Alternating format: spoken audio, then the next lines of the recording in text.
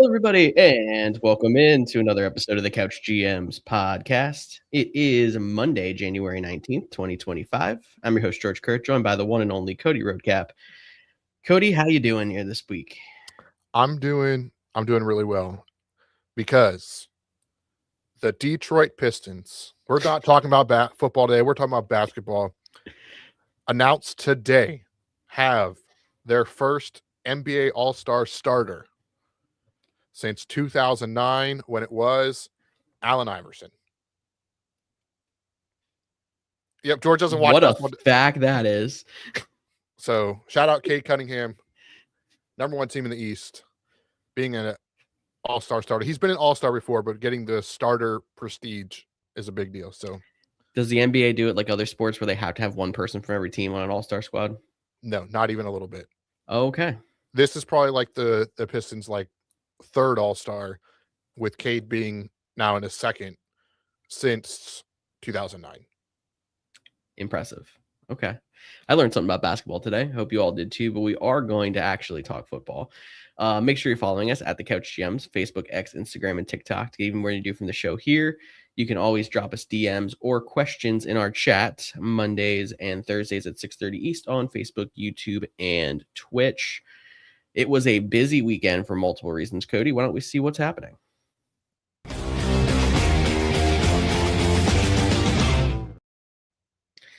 First news that came out on the weekend, Falcons made their head coaching decision and went with Kevin Stefanski, former Browns head coach, to fill their head coach opening. Personally, like the move. I think Stefanski was one of the retread coaches that I had the most love for whatever job that he went into.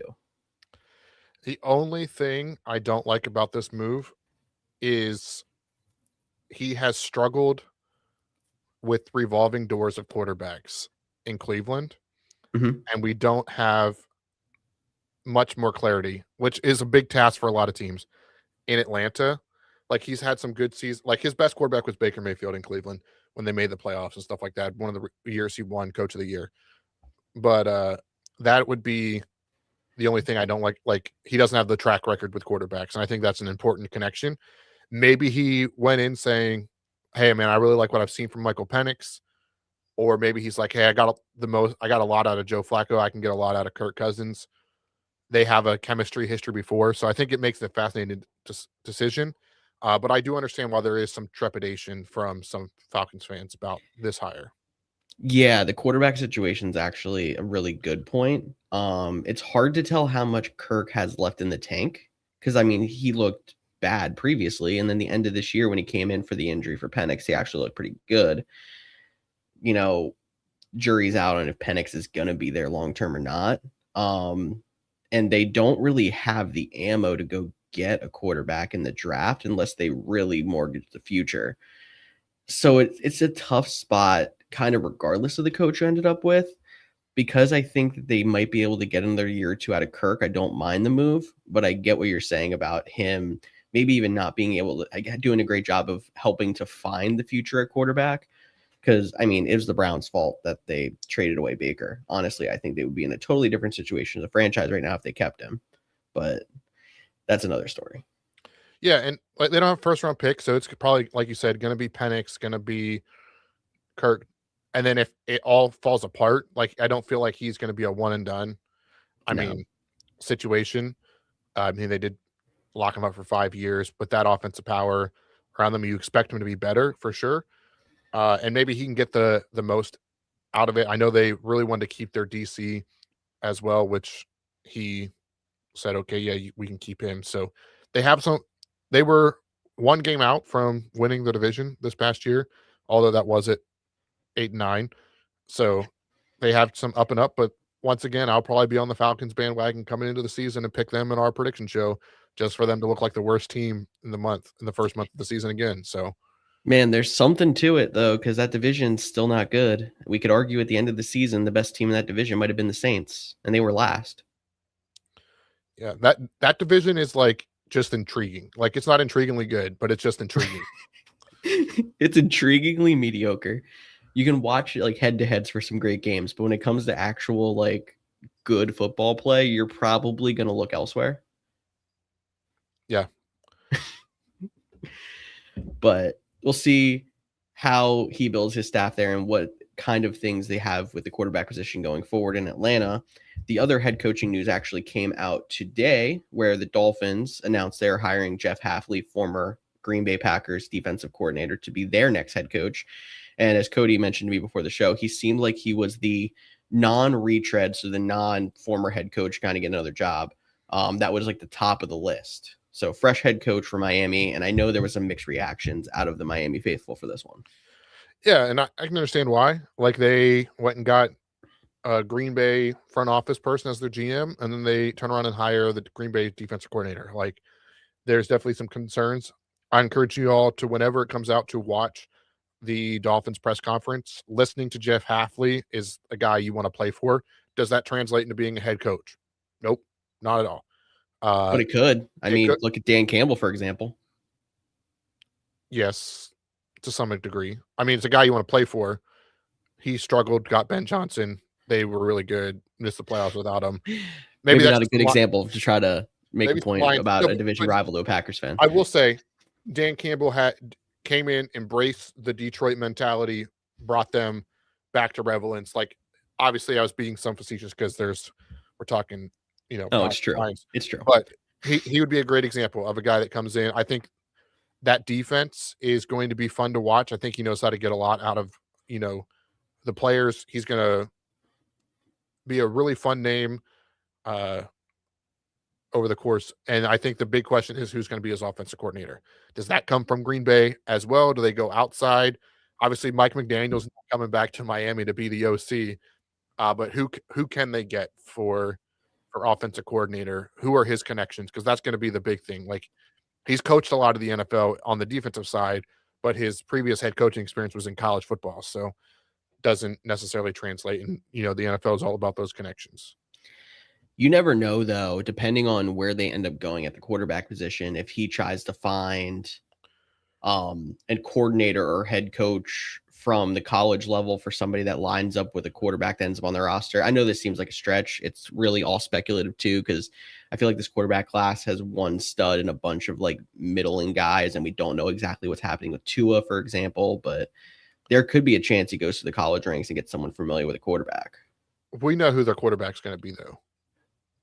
They're going to sign the free agent acquisition darling of the year in Malik Willis. Probably, actually, now that this connection with Green Bay has been growing ever further. So let's just make it full on Green Bay South, bring Adam Stenavich over, and you have that offense. Malik Willis, who looked really good in his time filling in for Aaron Rodgers, Jordan Love, in his time in Green Bay. So I would not be surprised. I mean, that seems like the chalk move that's going to happen. Mm-hmm. Like, Malik Willis was a guy that would make sense in Miami before the Packers hires, and now it just goes up tenfold because of it. Yeah, no, it's very true statement there, because with them being stuck with Tua too, it almost makes sense for them to bring in somebody else to compete more than try to mortgage now in the draft. I think it would just be, I don't know if they can get out of Tua's contract, right? For at least one more year. I think the out's after next season. Yeah, so bring in Malik Willis, sign him to a 2, maybe a 3-year deal, and then let him be a bridge guy. So, yeah, I could see that being how they go, but we'll see what happens with coordinators and stuff for Hafley as well. And I think I was kind of dancing around. We're going to do a breakdown of every single game that happened this past weekend, and we can start with Bills and Broncos, but the big news on the Bills side, announced this morning, despite a playoff win, the Bills have moved on from head coach Sean McDermott, which, I mean, surprised to an extent, but we had to know he was on the hot seat still. Yeah, I think surprised in the sense that, like, you're in the divisional round. At the time, 2 coaches had already been hired. One was basically hired. Like, they've been talking about Jeff Hafley to the Dolphins since our last episode, right? Like, it just felt like he was always the guy. They just had to finish out the minutia of interviewing and second interviews and stuff like that. So 3 coaches there. But if you like McDermott, year 9, farthest he got was AFC playoff game. The year that everyone said this was Josh Allen's legacy year, being the quarterback that he was in. the AFC, and they took it to overtime, but they had a lot of turnovers. I think the big thing though for McDermott is he was a defensive guy, and you could see the Bills. Too many B football names. The Because they played the Bills. Broncos too. Just throw it in there too. Yep, the Bills. Wow, no, I said it right that time. Look, You you did. got me Yeah. all confused on which You're one I'm welcome. talking about. Their defense has gotten worse over time. I thought he might have saved it a little bit at the end of the season. They seem to really rally. I think he's going to make a phenomenal defensive coordinator next year. He might even be able to be a guy that could get into the mix of like the Arizona or Las Vegas if he wants to head coaching search. Even Baltimore. Wouldn't that be fun? That would be fun. Baltimore, Buffalo AFC Championship next year. Sean McDermott and Lamar Jackson lead them to a Super Bowl. Buffalo falls short again. Whew. Storylines for 2026 start here. I'll clip that for you, put it on TikTok, and see what kind of outrage you got to save it though that until if they get hired. Yeah, and then there you got to be like said on January 19th, and then if that doesn't happen, just pretend I never said it. I would take him in Green Bay. He gets a lot of the players. He has a good, personality about him. I did think, and maybe this is just revisionist history or what. I did think his press conference, where there was obviously the controversy thing. We're going to get into the games to talk about that, but he was like, "And I'm going to stand up for Buffalo." Like to me, it almost felt like a final pitch of like, "Don't let me go." Yeah. And again, that could just be me. Like 24 hours later, you're like revisiting, going, "Oh, that kind of makes sense because of what happened." But there was a part of me, even in that moment, that was like, I get what he's doing. You don't see head coaches doing that, and maybe that's why it stuck out to me. But it did feel like hey, I'm standing up for Buffalo because I want to be the guy. Yeah.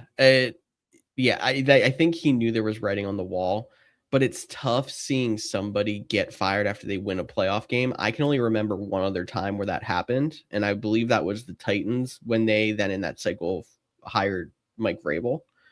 But like this is also a year where we had two coaches make the playoffs and get fired. So on top of that, and the fact that I think there was a record 10 head coach openings in one season, it's been such a hectic cycle. And it's really weird that I almost feel like the AFC specifically, because everything got flipped on its head this year, and we didn't have the studs in the playoffs, and it was the Josh Allen year and everything else. Like everyone got very impatient. And as soon as things didn't work out in their favor in the AFC side, at least, especially, like everyone just started crumbling down. Yeah, I think that's an interesting point. I will say 10 head coaching openings what we currently have. We didn't have 10 at once like we did in 2022. I didn't realize it was that many in 22, so that's my bad. And 8 of them are already fired. So just goes to show maybe, turnover. I think it's Todd Bowles and Kevin O'Connell. Those are the only 2 surviving 2022. So, and one is like, there's Buzz. What was a retirement also then? Because if it was the Bowles opening, didn't he acquire a job from retirement? Well, I mean, he still got the job. Like Arians stepped down, but yeah. So in that sense, it wasn't, but it felt like Arians was out no matter what. They just used retirement, kind of like Pete Carroll a couple years ago, right? When Mike McDonald got hired. Now I lost my train of thought of where I was going with my second. Oh, the other 2 things I was going to say about the whole thing. One, you mentioned the AFC. How does Zach Taylor still have a job after the only one in that division? Only he should have been the first one out. And then, speaking of divisions, let's go over to the AFC North. Mike Vrabel is now the longest tenured head coach in that division. He's been there for a year, not even. Yeah, he technically got hired like a few days before Aaron Glenn. So he is technically the longest tenured head coach in the AFC North in his first year of coaching. So. Wow. Okay. So, there's your fun facts. Other fun facts, both AFC and NFC championship game feature a head coach battle of Sean and Mike. Here you go. So it's either going to be the Mike Bowl or the Sean Bowl, or if it's neither, then we just get to ignore the fact. And I guess if you can't be the best Mike in your conference or the best, I mean, if you're that's what happened, Mike Tomlin couldn't be the best Mike in his conference, got fired. Mike McDermott couldn't be the best Mike in his concert, got fired. Sean McDermott. Yes, you're right. Oh, sorry, Actually, Sean. Best Sean. There you go. yeah. So it even works out. It's one of each. Yep. That's the most ridiculous thing I've heard in a long time. That actually works way too well.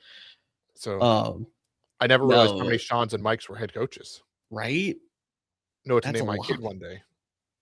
Oh, yeah. Which one are you going to name him after? I'm gonna have to name him Sean Kubiak, my last name. Well, that's true, because you can always be like, which Kubiak? All of them, because there's like 17 of them, it feels like. Yeah, just I think we've talked about this. I'm going off of a tangent right now. I don't think you've ever watched Harry Potter. I have. Oh, you have? Good. I figured you would now that your wife is. You didn't when we were in college and stuff like that. But yes, if I don't care. No spoilers. Harry Potter's been out forever. The very last scene, which is 19 years in the future, is the scene where Harry and his son are about to get on his son's about to get on the train to Hogwarts the first time. And they're like, and all the Potter fans out there will be like, you're going to botch this. But it's like Harry, Albus, Severus, something Potter. Yep. And that's why I'm going to have to name my kid so that they get a coaching job. I love it. Just throw everything out there you possibly can. And then by the time they get old enough, it'll be like, all these guys were fired 15 years ago. Yeah, give them the Mike, Kubiak, Harbaugh, LaFleur, McVay. Yeah, throw McVay in there. McVay Jr.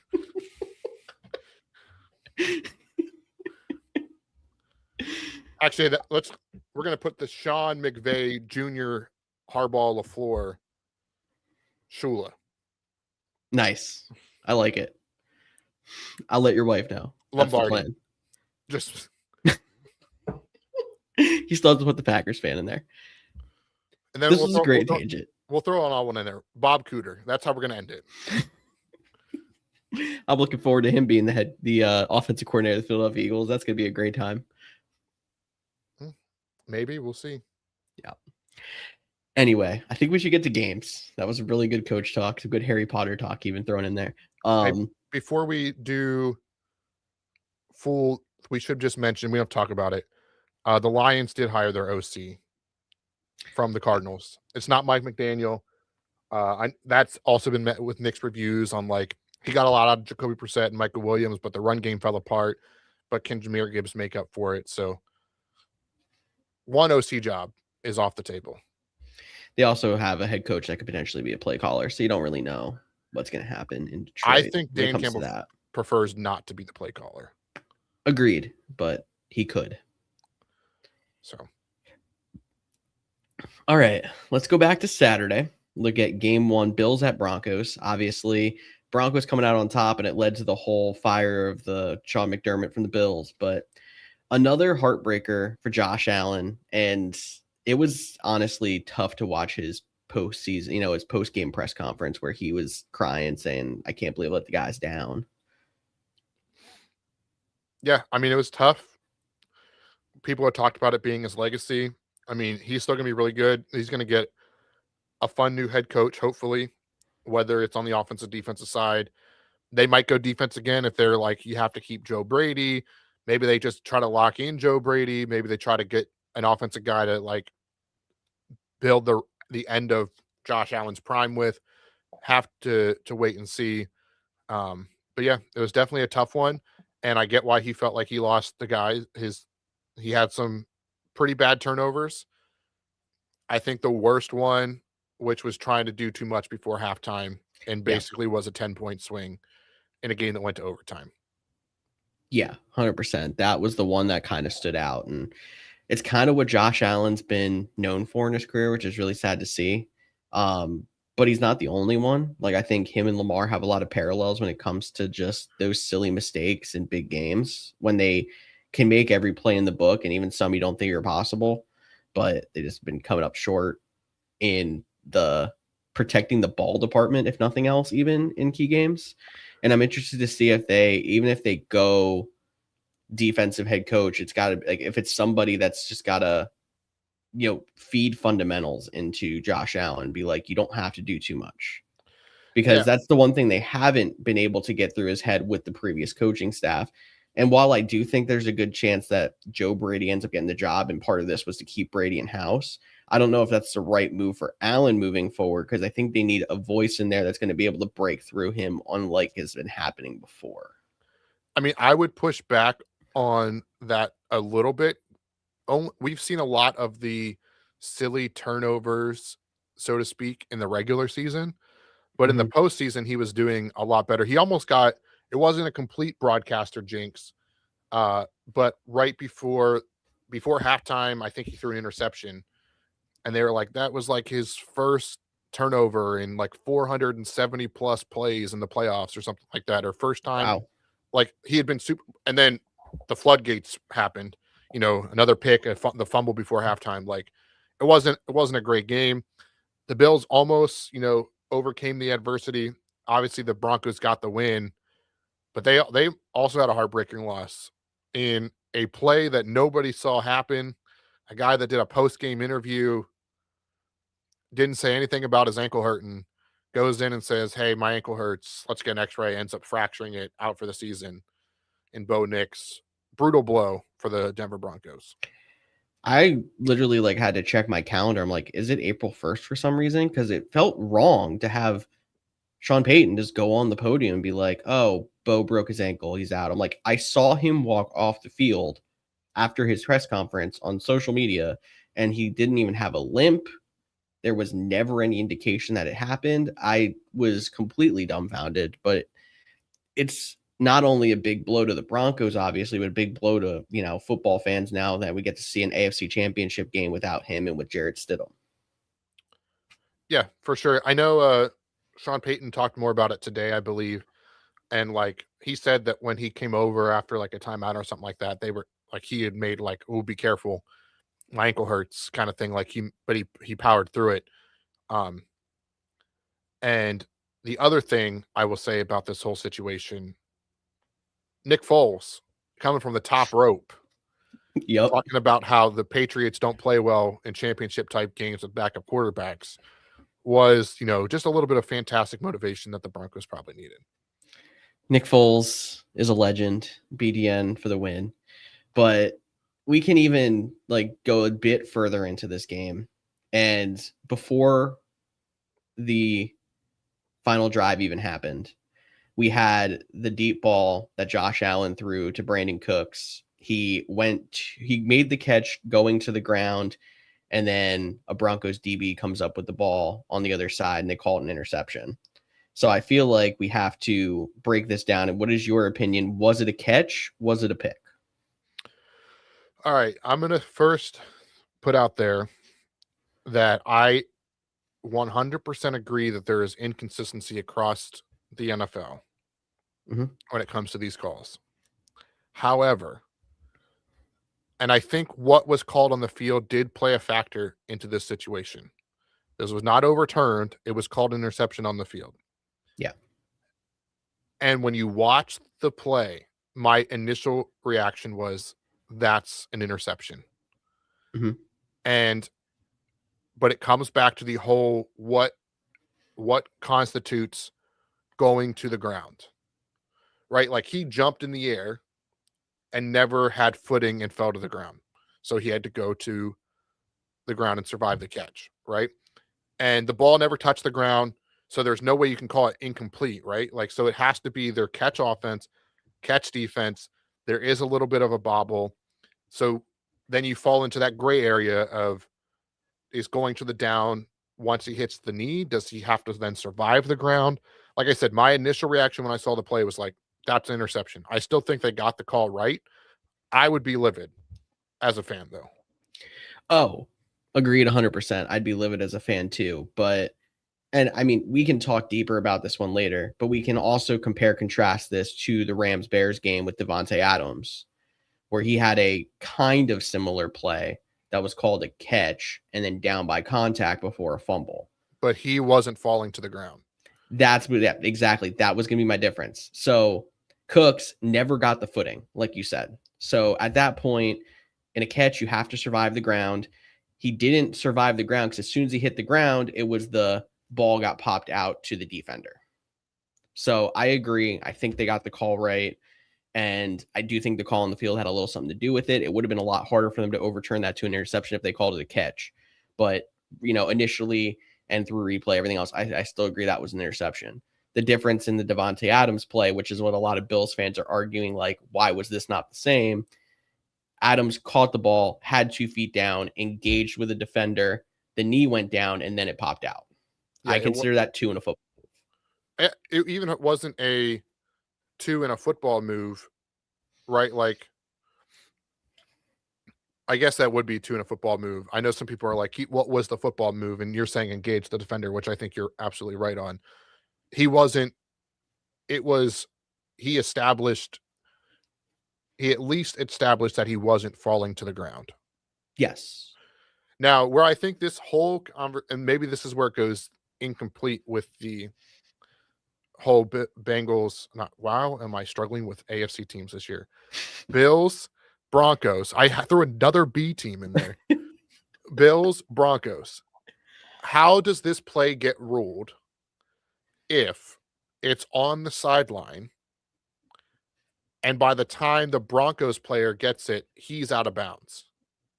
Cooks is inbounds, but he's out of bounds. I think it's then called an incomplete pass. Yeah. That's how at least it should have been.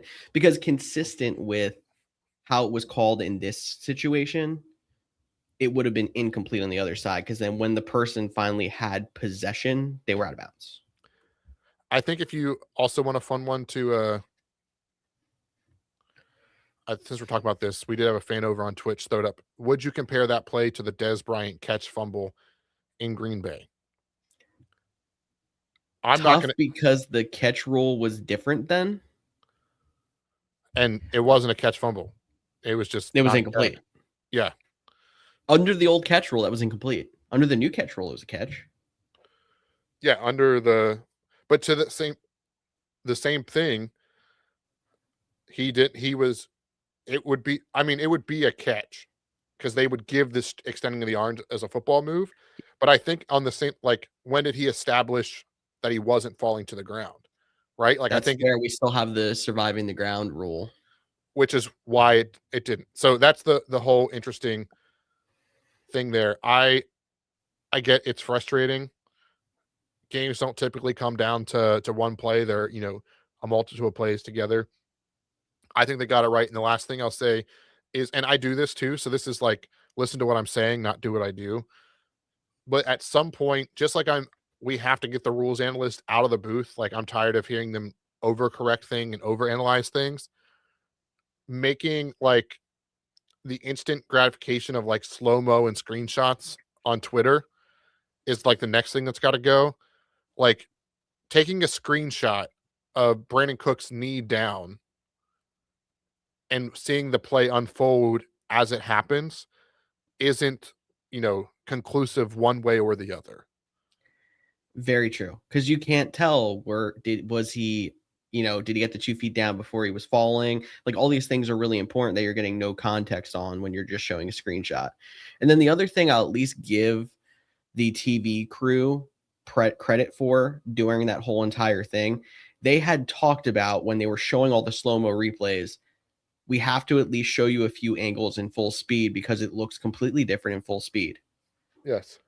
And they did. And I agree that in slow-mo, you can be like, that took forever. That's got to be a catch. But honestly, at full speed, it was an interception. Yeah, I think so too. I think there'd be, if Cooks doesn't have like a little bobble, like, I think that little bobble was enough to, if he had it secure before the bobble, maybe it goes the other way. Like, but no Ask one, Puka Nacua a few weeks ago in the Falcons game. right? Like, just, I think it was different than the Davante Adams thing. If you want to see a play that's comparable, obviously not playoffs, go back to the Packers Bears first matchup and see the I believe it's Loveland, it might be Komet, one of the tight ends, Evan Williams play that is almost identical to the, I'm struggling with the Bees again, Bills Broncos game except they never showed an angle of it hitting the ground, and they're like, incomplete. Yeah. So I want to take some kind of credit for, being the person that's like, I think the new catch rule's been so much better. And then we get to a situation like this where like, I just get that thrown right back in my face where it's like, I don't know if you're ever going to have a catch rule that is secure enough that you're not going to have a problem somewhere. The problem with the catch rule, because and this is going to sound so condescending, and I do not mean it this way, George, please do not post this on the internet. This is for listeners only. I would say the catch rule is too complicated for the average fan. This is back to the get a group of guys and women, sit them in Buffalo Wild Wings. You have 30 seconds. What's the call? And just go with it. Like majority rules, go. Right. Like it's too complicated for, the person that's just watching. And it's like, how is that not a catch? But if you break it down by the rule, it's like, he didn't survive the ground. It never touched the ground. Obviously, that's an interception. Yep. And that's why I think when I first saw it, I was like, oh, that's an interception. And that's not for me to be like, oh, prove me wrong. And I go back to saying what was called on the field, what played a big factor. If I don't think it would have been overturned to an interception, but I don't think you could overturn it to a catch. And that's just some of the gray area you're never going to get out of football. I can, I guess, leave this with one more thing here. And there's obviously a lot of motion in this case too, because of the meaning of that play, especially when you then see that the Broncos went down the field and scored to end the game. But if that exact play happened, but it hit the ground instead of it being intercepted, would this even be that much of an argument? Probably not. And that's where I think we have to get to the point where it was the right call. Because if that hit the ground instead of being scooped out by a defender, everyone would be like, it was incomplete. It's clear. So that's the other thing. And I'm so glad that you brought that up to trigger my memory of this play, because we're all talking about like the circumstances. And obviously a catch would be huge. It puts them in field goal range. And I get that. That would have been game 2. It was sudden death at that point. However, I thought it was their first drive. Maybe I'm wrong. No, I'm pretty sure that was their second. I think it was punt, pick. And then that was the third drive of the overtime. Anyways, the ball was like 40 yards downfield. Yeah. It was 3rd and 10. It was an arm punt. Mm-hmm. Like, it was an arm punt. You were basically going to get the ball there when you punted the ball if it was incomplete on the next play. And that's why it's like it didn't cost them the game. They had every opportunity to stop the Broncos. They just couldn't. Broncos only started at like 20. Yeah, that's what I'm saying. It was literally an arm punt because it was 3rd and 10. If it was incomplete, it was been 4th down. They were going to punt the next play. So it was because it was like you said, it wasn't like they were down and they had to go for it no matter what. So situational, I get it. It stings, especially now. I think what also hurts this one, and this is no fault of his, is the Bo Nix injury. Like taking all the air out of the AFC Championship game. Yep. It's like, man, if that play wouldn't have happened, Bo Nix doesn't hurt his ankle, but also like the Bills are going to be playing in the AFC Championship game. And we're going to get the rubber match of those two really good games. It's very true. And I mean, I don't really want to go out of line, but we can go out of line. We can go to the Sunday early game. Because on top of that, then we go into Texans-Patriots. We have to think that the winner of that game now is going to be fairly heavily favored over the Broncos because they're playing Jarrett Stidham. And we saw an ugly game. The Patriots didn't even look great because the Texans' defense was pretty suffocating. And then C.J. Stroud looked awful. Yeah, Stroud. There was calls for Davis Mills at halftime. There's going to be calls for Davis Mills next season to start the season. I don't think it'll be that severe, but I think Stroud will go into the season pretty easily as the starter, right? Like I'm not saying he shouldn't be the starter and he's going to be the starter, but I do think there's going to be that segment of Texans fans and be like, it should just be Davis Mills. I've seen enough of Stroud. Maybe it's emotional. What have you done for me lately? But I mean, on the other hand, you're Texans fans and you've been to the divisional round of the playoffs 3 years in a row because of your quarterback coach combo, maybe let's not, just go out there and be like all willy-nilly about it. I'm not saying be okay being complacent, but they're not 9 years in like the Bills were when they fired McDermott. They have a few more years until they get to that point, right? right. And also, like, how much better does Stroud look if he has Nico Collins? That's another good argument, but I mean, he was so bad that I don't know if it would have helped. Like, No. he looked rattled the entire game. I saw him throw maybe 3 accurate passes all game. Some of the decisions he was making, I'm like, why did he throw it there? There's 3 defenders, and I don't even know if his receiver was close. Yeah, my next question was, how much different does that look if they didn't try to completely overhaul their offensive line in a terrible way and trade Laramie Tunsil and all these pieces this past offseason? It's fair too. They kind of acted like a rebuilding team when they were making those moves when they're legit contender. They went from random mediocre offensive line to random mediocre offensive line and trading around draft picks. Like, offensive line has to be their biggest need. I think if you protect Stroud, he'll be great. Maybe you consider an offensive. I mean, their offense wasn't terrible. Maybe you consider bringing in another voice, someone to kind of be like a quarterback guru, like a Brian Daboll was for Josh Allen. I know that's why there's a lot of buzz now that Brian Daboll might get the head coaching job in Buffalo because of what he meant for Josh Allen. Maybe they want to reunite those guys. Yeah. Maybe they don't do anything, but just improve the offensive line. I think the Texans, their defense is really good. I think even though defenses sometimes go up and down year over year, their defense is solid at all 3 levels. They're going to be right back in the situation next year. Yeah, and we'll see if they can actually get over the hump next season. And then when it comes to the Patriots, like, I still think the jury's going to be out on them until they even get to the Super Bowl or have a shot to win the Super Bowl here, on how good of a team they actually are. But they've handled every task. I don't think we expected them to handle the names that you would see in a normal year just because of how the AFC broke out this year. So it's hard to, fault them for playing that well against the Texans, when if you really do look closely, the Texans were one of the best, most consistent teams in the AFC this year. That's still a quality win, even if it doesn't carry the, name value of Bills or Ravens or Chiefs that they typically do. Yeah. And again, this is going to sound disrespectful to the Patriots, and I get it. Like, you beat the Chargers. Everyone's like, oh, their offensive line is obliterated. Oh, you beat the Texans. Their offensive line is obliterated. CJ Stroud threw 4 interceptions, right? Like, terrible game.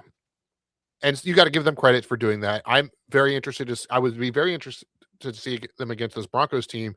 But now it's like, oh, this Broncos team, their defense is good. Their offensive line's pretty good, but they have Jarrett Stidham. Now, obviously, Stidham was originally drafted by the Patriots, so you want to talk storylines that no one saw coming. There's one. However, it is going to be a lot for them, and I think this game is going to feel a lot like this upcoming game for them is going to feel a lot like the Chargers-Patriots wildcard game. Like, slow, sloppy, whoever scores 1 touchdown wins the field goal fest. It's true, and it's just because of how these teams are built, and it's not going to be pretty, like you said, but there's still something to be said for those dominant defenses, and maybe Drake May will surprise us and be able to find more space against the Broncos than most teams have. But yeah, I don't think there's just nothing pretty about the AFC this year, which is why no matter what's been breaking out in the NFC, we're like, that team's going to win the Super Bowl. And we've been saying that for the last 3 months. Yeah, so they probably won't because that's the NFL. Yep, exactly. Since I was pretty negative about the Patriots, I will say the throw to basically ice the game from May to Booty was one heck of a catch, but an even better throw. So yeah, and he just has to make a couple of those each game, and they'll be in everything because they're a well-coached team. Very true. Also, what the heck was why am I blanking on the coach's name for the Texans? D'Amico Ryans. What was he thinking punting the ball? I know it was 4th down 2 scores, only 1 timeout with just over 4 minutes. I was going to say the same thing. That's a good, I think, for reminding me of that, because I think so much happened since then that I just completely forgot. it felt like they were playing a regular season game and playing give up ball with 4 minutes left. And I was like, no, you have a shot to go to the AFC Championship game with this. I understand that, you're backed up in a bad spot, but there's no way you can convince me that punting the ball was any worse than failing on fourth down there. You're giving yourself a much better shot by going on fourth down, no matter what the situation. I would have to go back and look at the box score, and I would almost argue failing on fourth down would have been a better result because it was on their side of the ball, and a field goal would have still kept it a 2-possession game. So, like, they might play a little bit differently. Maybe they end up punting just to pin you back, so that's where, like, it would be worse, but they could go up, like, the full 2 touchdowns.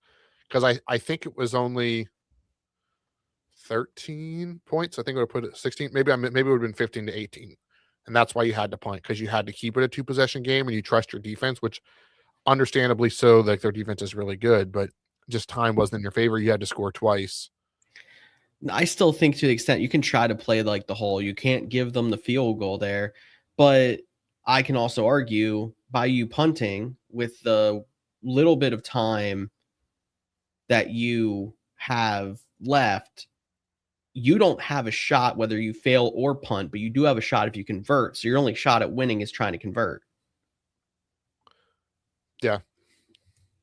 That's very true.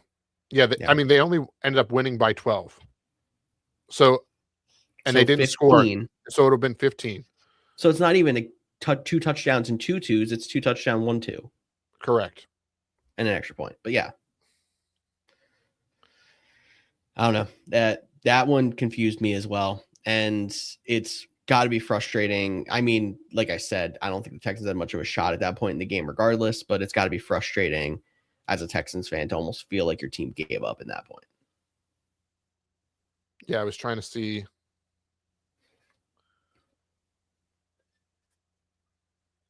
I know it would have been a long shot, but they had 1 timeout in the 2-minute warning. So their 5-play drive it took 2 minutes and 18 seconds off the clock, which was basically half the clock at that point. So doesn't make any sense. Yeah, it doesn't make any sense to me either. But anything else to add with Texans Patriots? Nope. We can hit 49ers Seahawks really quick because that game was over on the opening kickoff.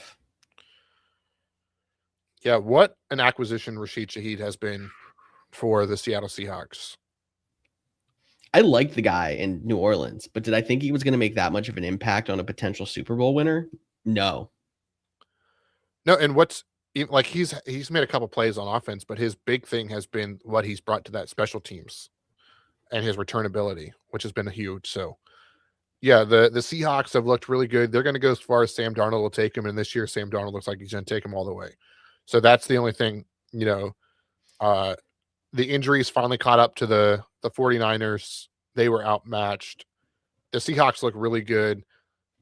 The Rams have a tall task for them, but I didn't watch a lot of this game. I'll be honest. You didn't miss a lot. I mean, if you watch the first quarter, which I think I probably watched the first quarter, part of the second, like it's all you need to see. The 49ers looked down the entire game. Yeah. The Seahawks, put the foot on the throat and didn't let it off the entire game, basically. Yeah, and I think it's going to be a really interesting year, too, for the 49ers, right? Like, we talked at the top, like, Saleh might be getting, some head coaching buzz. Does he come back? Does he want to stay one more year and say, let me try this one last ride with the 49ers? Because they're going to get Bosa back. They're going to get Warner back, but they're both off of injuries. They're going to get George Kittle back at some point, hopefully next year. Can Christian McCaffrey stay healthy, or can they find someone to start, replace? Like, a lot of question marks going in for San Fran. They always seem to rebound, but they also seem to have a pattern of, like, make the playoffs, miss the playoffs. And if they miss the playoffs next year, it would be a fascinating conversation for Kyle Shanahan, similar to a Sean McDermott. At least he's been to the Super Bowl. That's true. And I think another thing that we have to look at for the future of San Fran is like, was that the last big good year of Christian McCaffrey? I mean, if history shows he's going to have a down year next year because he was, had so many carries, that's how he's been his entire career. But like, he's getting to the age where we have to question if there's another rebound left. I think Christian McCaffrey will be valuable as long as, like, obviously the years he misses for like multiple injuries, but I think his skill set is translatable. And I think in that offense, it might become more of a 50-50 slowly over time. But like, because he can play wide receiver, because he can line up in the backfield, because they can do, unique stuff with him. Like the one play, I'm going to go on another tangent. I don't care. Cool. I think this was not this past week, but this was 2 weeks ago against the Eagles. I was thinking about Madden, and our friend of the show, Kempy, he loves the running back angle route. Mhm. It's one of his favorite plays. And the touchdown to Christian McCaffrey was a running back angle route, but I've never seen it, and this just me maybe not paying close of attention, out of where he lines up. So he's on the right side of the quarterback, and he like does like the fake handoff. So he runs in front of the quarterback's face to the left side, and then like he leaks out like most players do, and then turns it back into an angle route. Like I've never seen the angle route cross in front of the quarterback before. Yeah. And those are the kind of fun stuff you can do with a skill talented. Like there's other running backs that can do that. It's not like the most complicated, mind blowing thing. But I think that skill set will always be something for him. Like he reminds me of like even like Austin Eckler, right? Like he was hurt this year, Mhm. but like he was very valuable in Washington 2 seasons ago. And I think Christian McCaffrey can be very valuable. And I would not be surprised if you start to see him get the slow start in like maybe the first 8 weeks of the season, it's like full on 50-50. Or heck, he might even be outsnapped by Brian Robinson Jr. or whoever they bring in the third round next year. Like, and then as you get into the double digit weeks, all that increase. Now he's saved for the playoffs. Like, I think there might start to be some like management. Maybe he gets the Wednesdays off every week to protect his body, Yeah. kind of like you see with veteran players. But I think Christian McCaffrey has some more good football left in him. Yeah, I could see it being a transition. And it's tough to see somebody who's been as dominant as he has if he does end up going into more of a split or he's the passing down work kind of guy. But you have to think if he's going to extend his career, that's going to be happening at some point. And then speaking of running backs on the Seahawks side of the ball, worth noting they lost Zach Charbonnet to a knee injury for the rest of the playoffs. Ken Walker had a career game. He also signed a new agent today, which tells me he doesn't want to stay in Seattle past the season. So it's going to be interesting on if Ken Walker can shoulder the full load because they have been, keeping all of that workload off of him most of the year. And then what happens in the future with that running back room. I would play devil's advocate with the signing a new agent. It could be, why can't you get a deal done with Seattle? I want a new agent.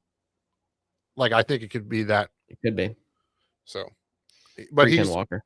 He's probably the number 2 running back on the market heading into the.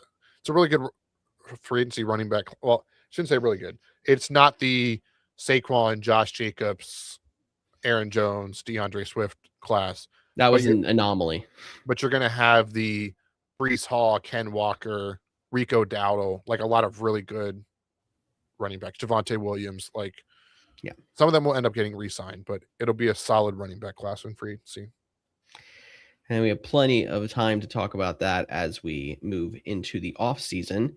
But we still have some more games to talk about. One more game from this past weekend to talk about, Rams at Bears, and that was a finale that was worthy of waiting till the end. Yeah, I was like, here we go again. They're going to do it for an 8th time.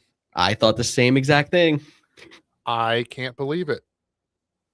And at the end of the day, Caleb Williams, he made the magic. He also threw a brutal interception, basically, 15 yards away from game-winning field goal position, and it cost him. Yeah, I was completely prepared during that drive to come on this show today and be like, I give up. The Bears are the team of destiny. I don't understand how they're doing it, but they're doing it, and I don't think they can be stopped at this point. I And was then sitting there watching the game going, I'm really going to go on the show tomorrow and be like, I believe the Bears are going to win this thing. That I don't know how. Like they don't seem like they should. Like, heck, I'm going to read you just for fun. Okay? I'm going to pull it up real quick. So this is me stalling. But Twitter doesn't want to load right now. The playoff stat line for one Mr. Caleb Williams. And this is why you can't box score stout, because what he does on the last drive, what he does in all those, I have to use my phone because Twitter will not load. Good old Twitter.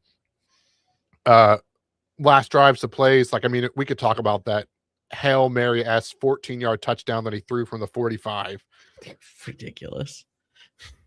Like, crazy, incredible play. Very few quarterbacks can make that. All the props, everything we say, it's just the inconsistency, right? That we've always said is like the problem with him. So Caleb Williams, playoff stats. In his 2 games, he was 47 of 90. So Wow. 52%. Okay. He did have 618 passing yards, which is 309 yards per game. That's good. Good. 4 touchdowns to a game. That's good on average. 5 interceptions with a passer rating of 65.8. I don't think Caleb was close to 5 interceptions the whole year. So in the big games, he definitely, and no bigger than the last one. Right now, some people are going to be like, I don't know what happened to DJ Moore. Looks like he gave up on the route. He still threw it right to the defender. There was a couple other ones earlier in the game that the Rams couldn't hold on to. Like it was a tough game for him. I think both quarterbacks struggled a little bit with the weather. But at the end of the Bears were once again the team that you didn't have to watch for 3 quarters, but the fourth quarter was going to be entertaining. And I'm just glad they lost. That inconsistency with Caleb Williams was the reason why I was not sure how they made it that far. Like, that's something they're going to have to clean up if they're going to take the next step. But that team was opportunistic and it was clutch. And that's why I was prepared to come on here and just be like, I don't know how they're going to do it, but it's going to be entertaining and they're going to do it somehow. But that interception, this is the 8th, it would have been the 8th time you said that they came back in the fourth quarter from down. It took till that 8th time for him to finally have that play that, cost them. When he made those plays in the first 3 quarters a million times, he didn't protect the ball super well. He had hit a completion percentage in the 50s this year, being Caleb Williams, but it never cost him in the big moment. And he finally made the mistake in the big moment. And I knew once that happened, you don't give Stafford 2 shots in overtime and expect to win. And it was right that time. Stafford got it done afterwards. Yeah.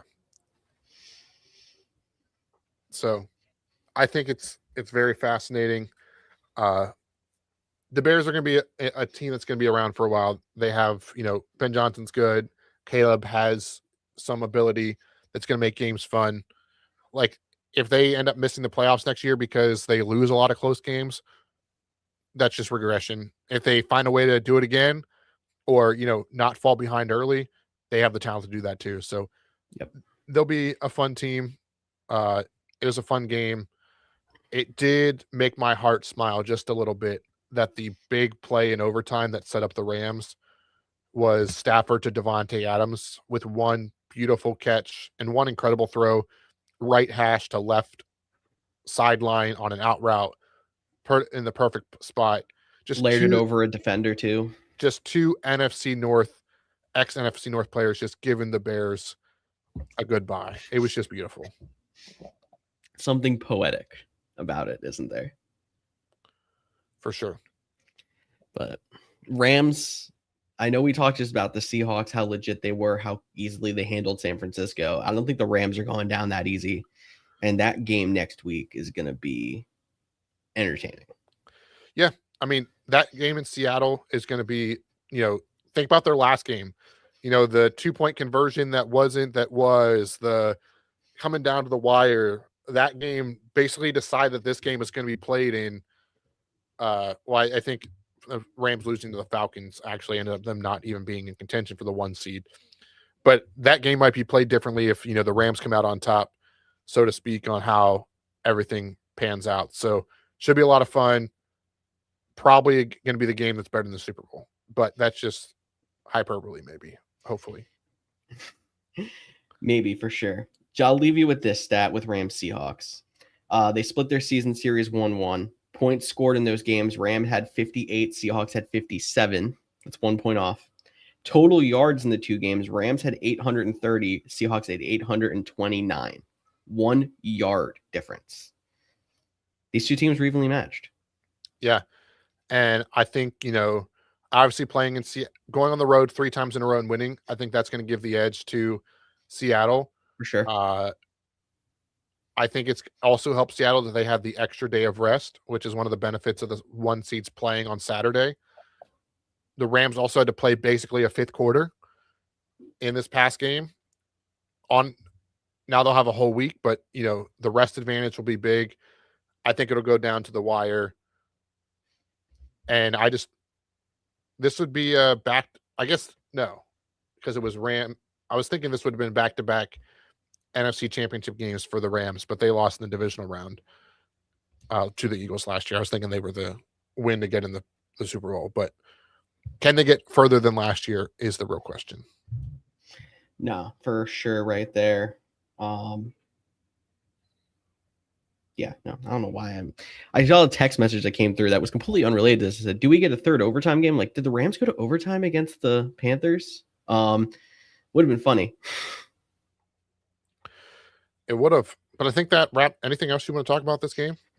No. I'm looking forward to talking these 2 games with you on Thursday. I'm sad the season's almost over, but always good talking a little controversy with you in January, huh? Yeah, it's always fun. I've seen people talk about now how we have to change the overtime rules again. I'm like, what? I mean, they should still go college style, in my opinion. Move the ball back from the 35 or whatever, but that's just me. I think that's the worst thing. I don't like the college style. I'm still just play another quarter.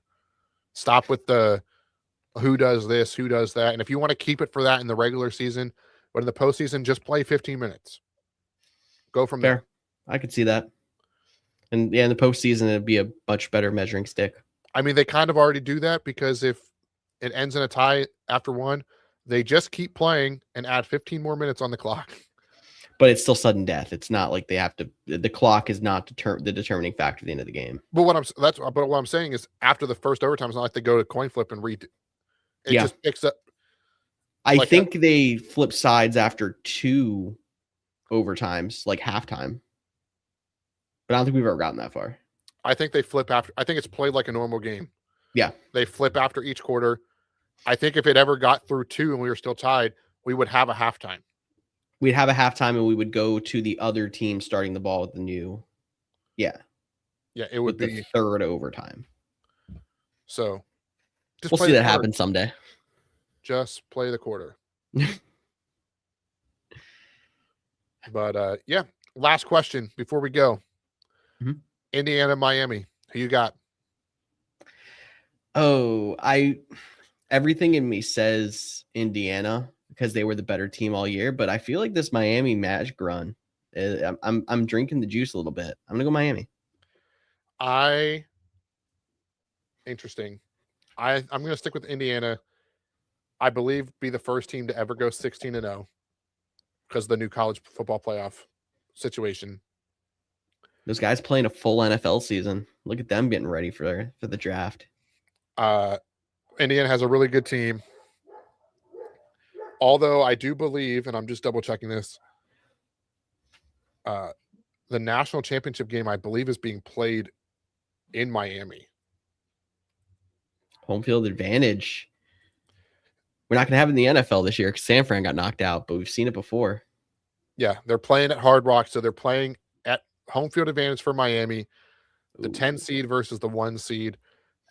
I don't really care who wins. I think it's going to be Indiana. There is a small part of me that hopes Miami wins just because I hate Notre Dame so much and could have been like, haha, it could have been you. But outside of that, that's all I got. That's all I got. That's me now trying to get back to my buttons. Any last words, George? No. I will talk to you on Thursday. Make sure you're out there liking and subscribing. Sweet. All right. Like George said, like, subscribe. We'll be back on Thursday because we are still live.